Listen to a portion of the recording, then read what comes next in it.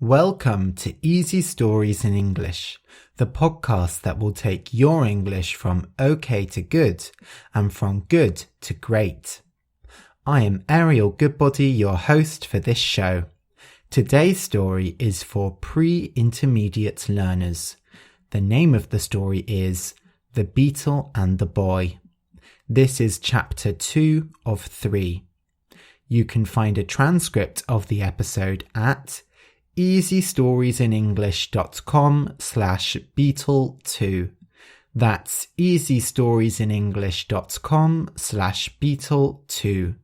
BEETLE2. This contains the full story as well as my conversation before it. So this is chapter 2 of the story we started last week. If you haven't listened to chapter 1, do go back and listen to it first. It will be much more enjoyable if you listen to it in order. I will just do a recap of last week's episode, so I will remind you what happened in chapter 1. So the story is about Cecil. Cecil is a boy at school and he has a special power. His power is not being noticed. So he always sits in the corner and nobody can see him. Nobody realizes he's there. Not only this, he may have another strange power. He is bullied in school and he wishes awful things on his bully. He wishes that his bully's skin dries up, and then the next day he finds out the bully has gone to hospital with a mysterious skin problem. Even though Cecil is great at not being noticed, someone does notice him. A boy at school called Mike. And Cecil has been noticing Mike for a very long time.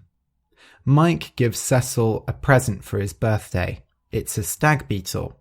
And Cecil decides to name the stag beetle Little Mike. Cecil asks Mike when his birthday is, and he tells him it's February the 13th. And that's where chapter 1 ends. I hope you're enjoying listening to this story as much as I enjoyed writing it. It really is a pleasure to be able to share my work with you all, and I would love to hear what you think about it. You can email me at ariel@easystoriesinenglish.com or leave a comment at easystoriesinenglish.com/Beetle2. BEETLE2.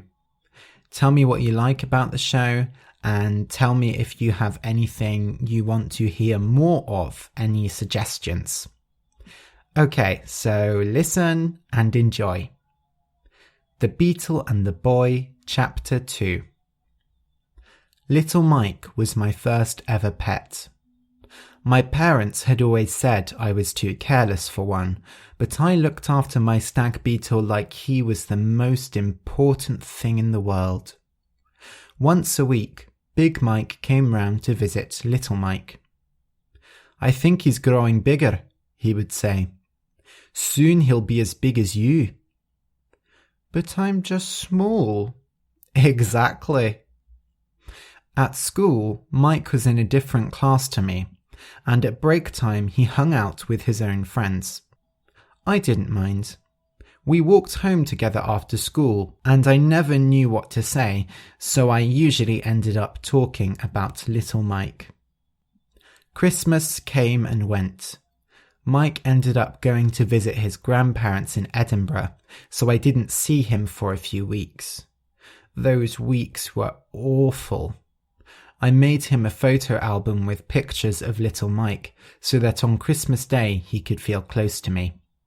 He gave me a tiny little woolen scarf that he had knitted for Little Mike and an adult-sized scarf for me. I wrapped myself up in it and smelled it and pretended it was him. But after Christmas, something was different with Mike. One day, on the way home from school, he turned to me and said, "Have you ever looked at a girl?" "Well, duh, I see girls every day." "No, I mean looked at one. Like you can't take your eyes off her." I thought about it for a moment. The only person I'd looked at like that was Mike. Big Mike, of course. "You're going red, you have." "Have not. My face is just warm." "It's winter." "Shut up." We were at the corner of the road we lived on, so I ran home and didn't look back. That night I couldn't sleep. I was thinking through all the girls in school, trying to decide which one Mike was looking at. The worst thing was, I didn't know why I cared so much. I didn't care about his other friends, so why did I care that he might have a girlfriend? The next day at school, I sat inside my tree, but instead of reading, I watched. I watched him go up to a girl with long brown hair and give her a flower. I didn't even know her name. I walked home alone that day, quickly so that Mike wouldn't see me. I spent all weekend feeling sick and thinking bad things about her. I wished all her hair would fall out. On Monday, something was happening in the playground. The girl, Mike's girl, was stood in a circle of kids. She was wearing a big woolen hat and she had pulled it down right over her ears. The kids were teasing her. One tried to take her hat. She pushed him away, tears in her eyes. Then Darren, who was behind her, pulled it right off her head. As soon as her head was revealed, the kids all started laughing. It was as smooth and shiny as little Mike's shell. Not a hair was left on it.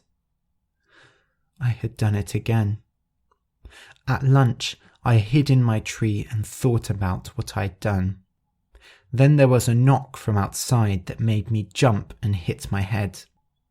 "It's me." "What do you want?" "How is little Mike doing?" he said, ignoring my anger. "He's fine. He's started to learn how to draw." This was only half true. I had given him a pen and he had drawn a few lines, but it wasn't really art. "Oh, that's great. Listen, I have to tell you something." "What, about your girlfriend?" Suddenly I was glad I'd made her bald. "No, it's... Can you please look at me?" I turned to face him. He looked very worried. "She's not my girlfriend," he said quietly. "Then why did you give her a flower?" Look, that's not important now. I came to tell you that I'm leaving." "What?" "On February the 13th. We're moving back to Scotland." "But that's your birthday." It was a stupid thing to say, but I couldn't help it. It was the day before Valentine's Day, and I had been thinking of all kinds of things to give him. I was going to get him the best birthday Valentine's present ever. "I know it's my birthday. We'll have to celebrate some other time." "Why are you moving?" "We just have to. I'm sorry, I can't explain it." "Scotland is so far away."